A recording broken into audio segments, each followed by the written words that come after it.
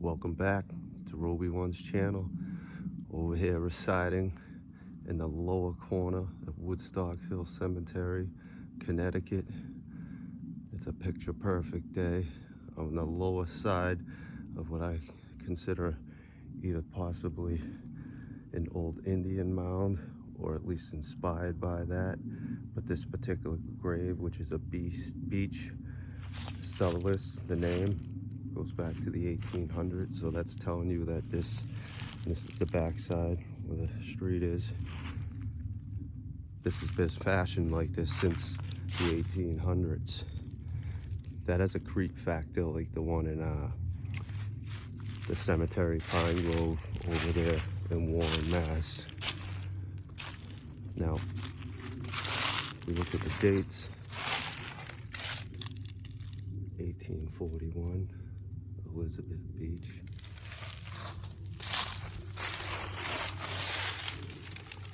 William J.,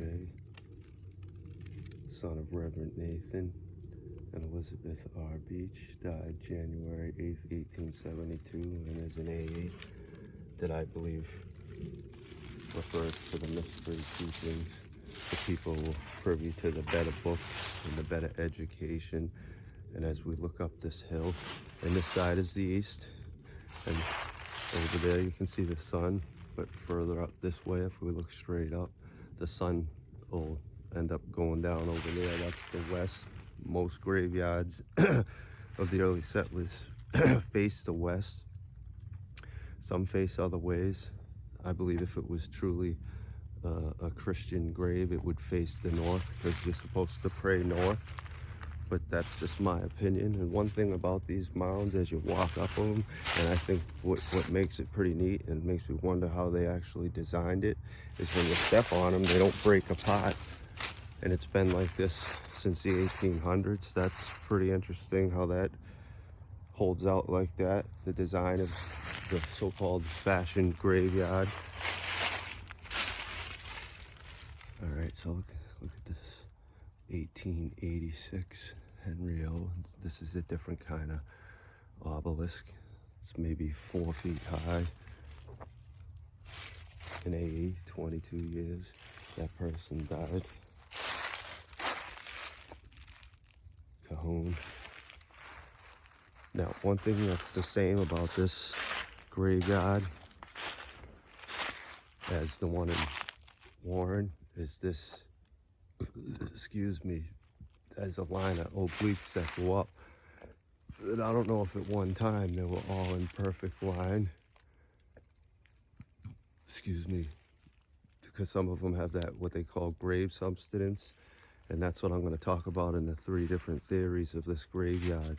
Those early graves that I seen over there in the distance, you know, because that's the way we just walked from. I'm gonna go back for a second because I spent the last couple of weeks coming up here and doing reports, and I have like I don't know, it's got to be a 6-7 page report already just on this graveyard, and I'm gonna go back to all the beginning of what made me create this whole album and the songs that reside in it, as people like Oblamo don't like the colonialists. But as you look into colonial architecture and the things they left behind, it goes back to the Babylon teachers, so it goes back to black people. So I don't understand why he would want to hide that.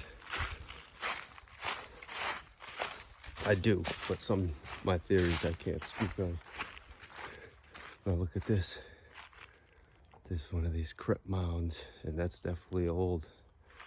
And it looks to me could the middle be older than this wall right here? It's got mortar. They definitely cinder block this. It's falling apart hard. The teasing entrance to the underground, as I would call it. Pretty cool if that's been there since the 1800s, which I bet it is. And them things are supposedly used back then, or possibly even now too. When people die in the winter, they leave them there until the time to bury them.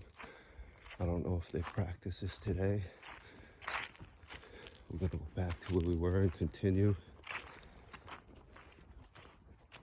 and talk about this documentary that I believe is linked to these Mesoamerican people that I keep seeing. Now this, oh wow, I missed this one.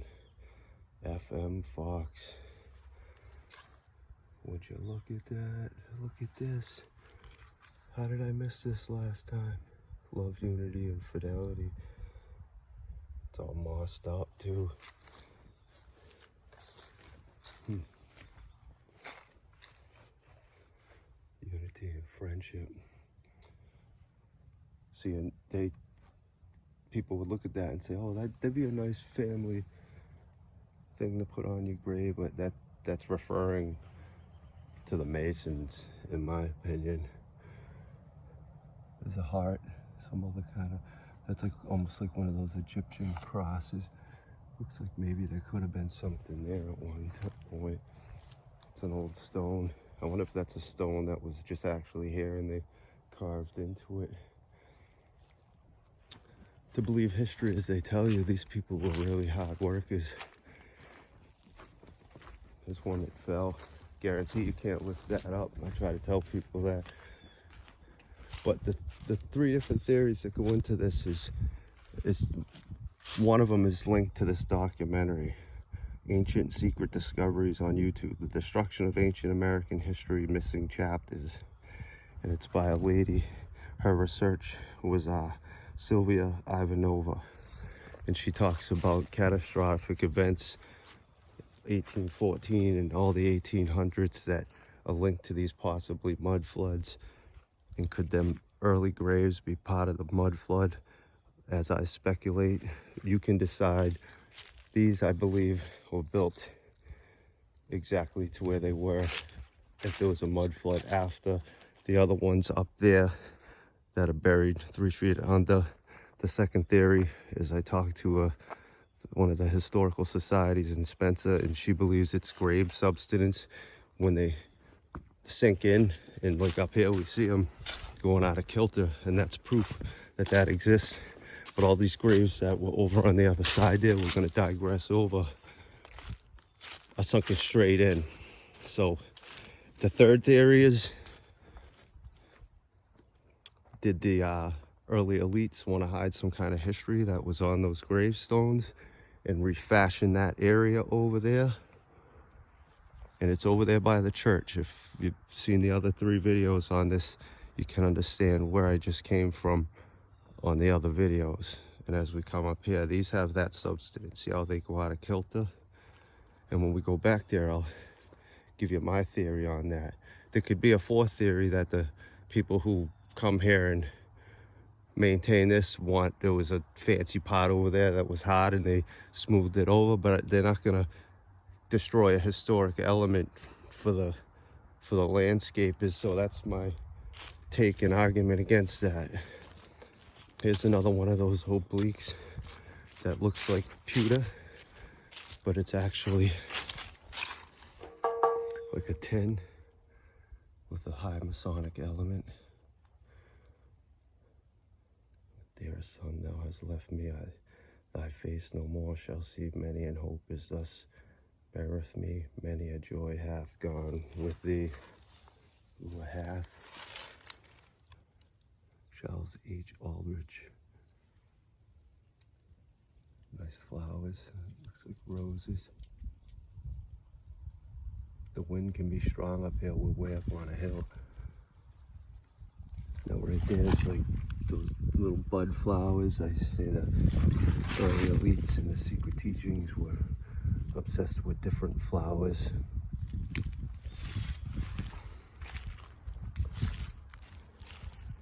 (1822). I wonder what happened to the original one. This guy must have been a soldier. Yeah, Colonel G, 18th Regiment. To get familiar with all these different names before you actually read the book, and you have a good idea of all the different names. Now what's this one again? Oh, Marcy, yeah. None of these, I believe, were in the mud flood. They were built after. These could possibly, there's one here that would make me speculate it, but That's definitely the bottom of that. Let's see this one right here. It looks deeper, like it goes deeper into the ground, and this one does too, right there. The other ones are on top. These could be part of those original mud-flooded graves, and these are not. And this is where I was showing you the bottom on this one is eaten away, as if it's a different bottom and tampered with. It would take 2 or 3 people to lift that up. This is the back side of the bones. The anchor supposedly has symbolism as an anchor to God. As I looked it up, Pibid. There's different symbology, web pages. That's wheat. He could have been a farmer. I always thought the anchor was he was a sailor. Different little symbols, royalty type symbol. And I was looking in my notes, and as I went through all the obelisks that are up top, I think it's 9 children that died or more within the 18 obelisks that I put into my notebook. Now this one's facing south, and north is actually that way, because that's Massachusetts, and that way is Connecticut. Nice stubboleth. As I leave here, I'll jot a few more down. I'm gonna go the whole line down here and get all these obelisks, and then work my way through there, because they seem to surround the perimeter and go all the way down to the corner of what I would call the mound. Samuel Massey. Now, I've been up here about 10 times within the last 2 weeks or something since my last video.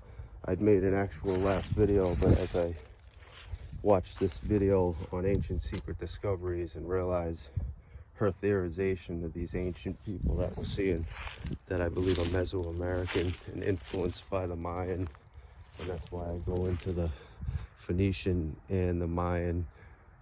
The pottery was supposedly invented first by the Mayans, and anything Mesoamerican was influenced by the Mayans. And I always thought some of these potteries and urns were like Egyptian in style, but as I started looking into them online, they were Mayan and Mesoamerican. Now this has some kind of band that's like inscripted around it, but because it's so old, or that could just be the moss creating that. Now this wreath right here is not a connecting wreath. I don't know what that symbolizes, because the wreath that connects is like life after death, symbolism, pacing. Little buddy stone, 1798, died at 28. Captain Ace of Mason, so this guy's military too. Blake. I wouldn't know what to call these styles. They're like a wide stubboleth. It's a big daddy. This thing's got to be close to like 3.5 feet by 6 feet high. Red stone. I'd like to wish everyone a happy Thanksgiving out there today as I go into Indian territory, and I believe this part is either Quinnebog or Quasit Indian area, as most people are not familiar with the Indian names in Massachusetts, and Massachusetts was an Indian tribe, meaning land of the big hills. We've been over near the Quabog Lodge over there in Warren. And then as you go there, you got to go through the Tantasco, which was originally called the Tantasquis, land between the 2 small hills. I've looked into this. I believe all the Quinnebogs and Quadics and Wattaquatics and Quasics and the Quabogs, all these Indians were possibly Nipmuc. I believe that was the whole dialect out here. There is a book I rented once from the Webster Library on the Nipmuc Indians, but I don't own it. Talks about the lake a little, but if you look at the lake, there's geomancy in it. And even though we're here at the graveyard, all these little things are linked together, and this obelisk or oblique with a huge urn on it looks to be done over snow. That's got to be about 10 feet easily, height of a basketball hoop. Nicely fashioned. Nature is strong out here.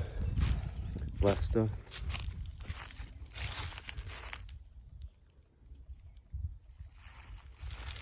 This one's pretty nice.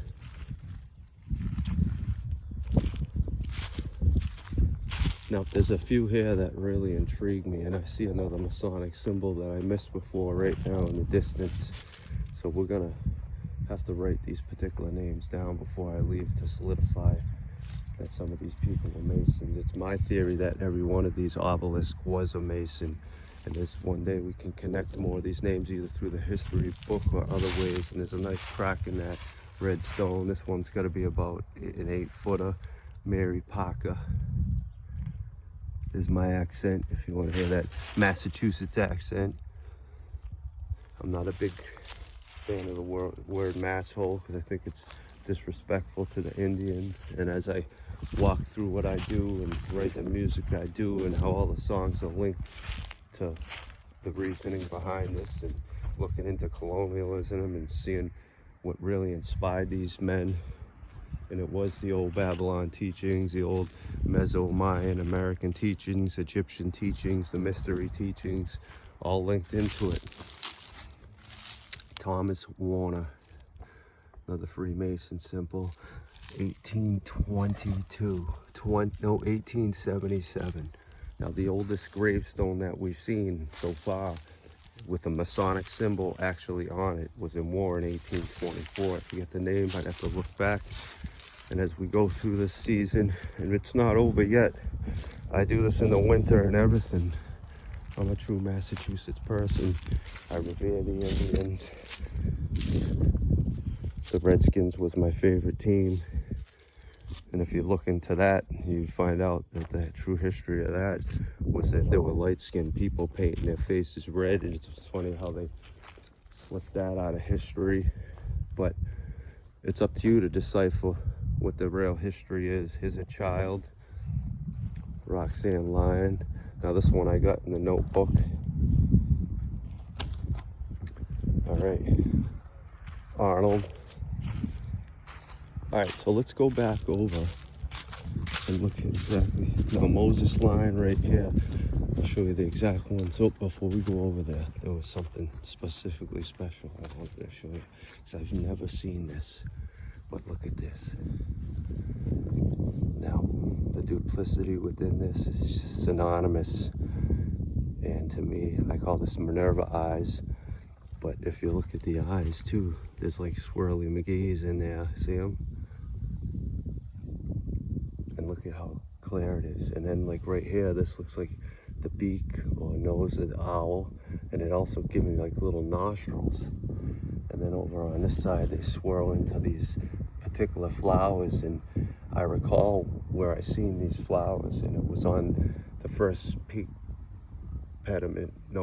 first pillar decipherment video over there at the Greek church, the Orthodox church over there in Southbridge. It had these same flowers on it.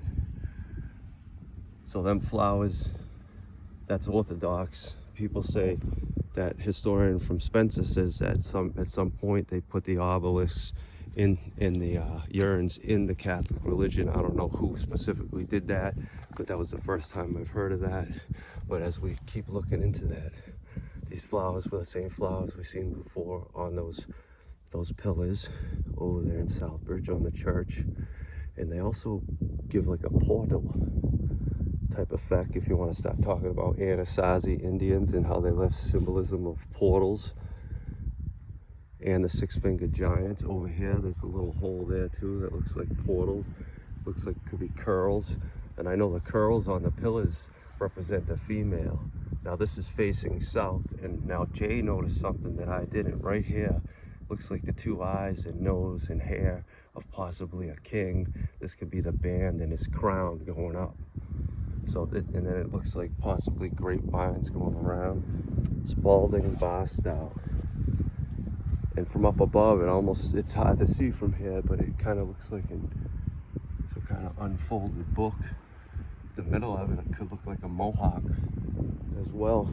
The duplicity in these are just nuts. And now over here, I noticed one that, oh, there's a wreath. And is it really connected? I don't know. Specific flower, this side's really tatted. This is the more tatted side because the tree is here.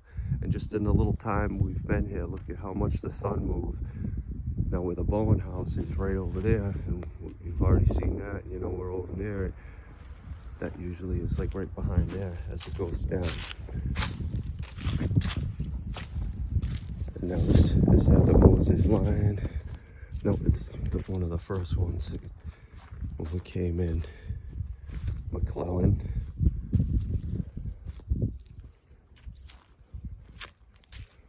All right, so here's another yarn.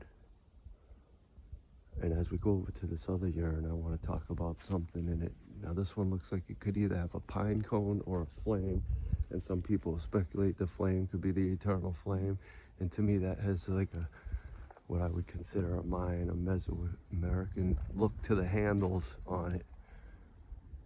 Could it represent supreme knowledge, the pineal gland, which we know are two